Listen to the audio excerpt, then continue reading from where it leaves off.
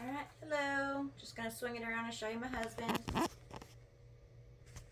Alright. So, human trafficking. Human trafficking is one of the world's fastest growing crimes. To this day, there is still no effective or program set in place to help manage and reduce the number of people that are trafficked annually.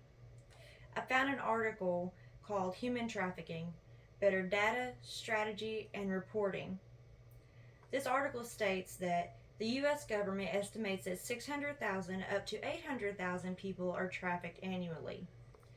I took those numbers and I broke it down, and after doing the math, this comes around to 2,307 up to 3,076 people that are trafficked per day. And this isn't just the United States, this is all over the world. Sadly, this is the reality of human trafficking in numbers. When we think of trafficking, we think sexual exploitation of women. But the truth is, trafficking knows no gender. Predators abduct and exploit men and young boys just as much as they do women and young girls.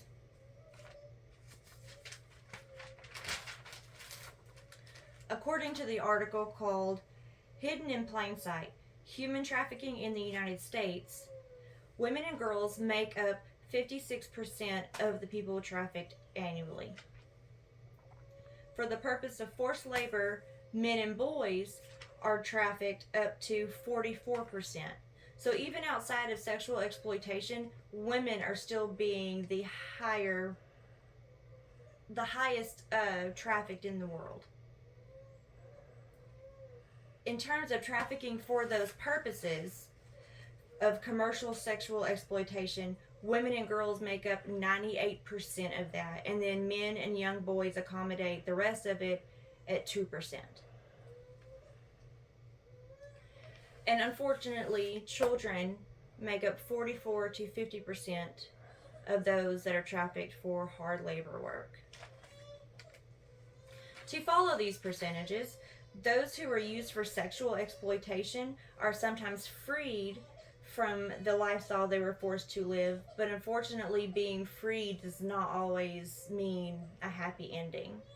Unfortunately, local law enforcement does not always investigate and prosecute for these situations, meaning they just rule it as prostitution for voluntary circumstance and they leave it be. They don't investigate further to see why these women were placed in these circumstances. According to an article called Human Trafficking and Sex Work, advocates have noted that when trafficking cases are reported to U.S. law enforcement, they often fail to investigate or prosecute. With the rising numbers and lack of investigation, it brings on the question of what our government is actually doing to help with the cause.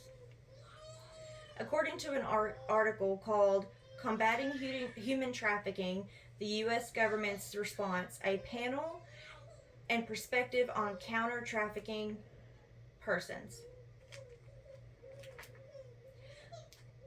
This article states that the role of the government in combating traffickings is paramount. In terms of prosecution, although prosecution is not a complete remedy. Undoubtedly, like perpetrators of any crime, such as murder,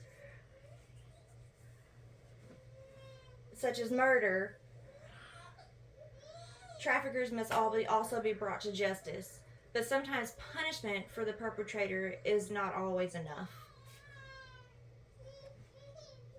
So while local law enforcement agencies don't dig enough in these situations, larger agencies such as the FBI do. I found another article titled Human Trafficking, and I found this article on the FBI website. This article states, human trafficking investigations are conducted by agents within the human trafficking program and members of their task force. So there are larger programs at hand that are working to establish some sort of system, but unfortunately there is no successful one that just completely rules out the possibility of trafficking being a crime anymore. A lot of times, those investigations begin with tips from the public. Just fun fact, me myself, I was a licensed hairdresser. We are in fact mandated to report any signs of human trafficking if we have a woman, man, child that walks into the salon and makes any inkling of acknowledgement to us that they are being held against their will. So there are people around you that you don't know about that are obligated to report those things. Another way is you can look it up and you can actually call the human trafficking hotline and report the incident as well. To bring this in, human trafficking is one of the fastest growing crimes in the world. There's still no effective plan set in place, which we have established.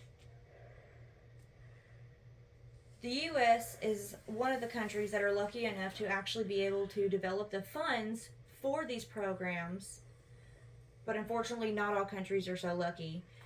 Oftentimes, the funding available for these types of programs depends on the poverty of the country, and countries like India and other third world countries are not so lucky to have the funds to where they can even begin to consider creating a movement against anti-trafficking or for anti-trafficking. I hope there will be a day where funding becomes accessible to everyone and that closure is set forth for the victims and those who are still or could possibly become victims of trafficking. I encourage anyone who meets a victim to speak to them, to report it, because you very well could save a person's life. Thank you. We're going to show Landon. Show your face. I see your beard. Okay.